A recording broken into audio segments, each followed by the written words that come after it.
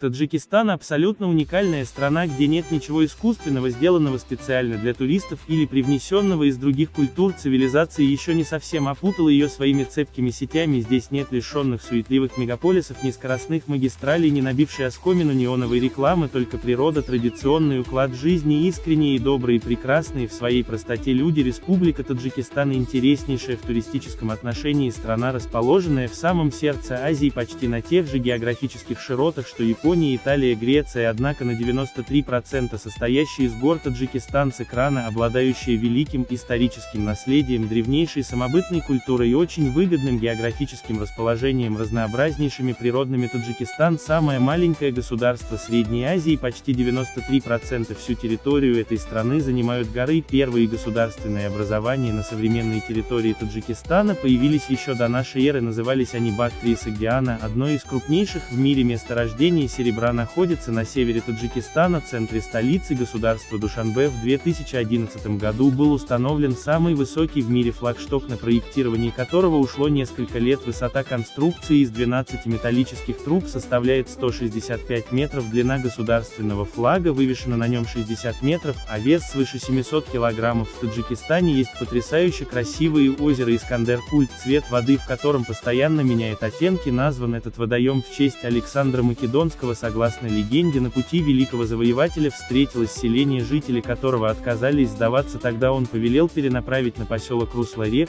и затопить его. Так и возникло озеро. По мере на высоте 2320 метров над уровнем моря разбит Памирский ботанический сад, в котором собраны более 20 тысяч растений со всего земного шара.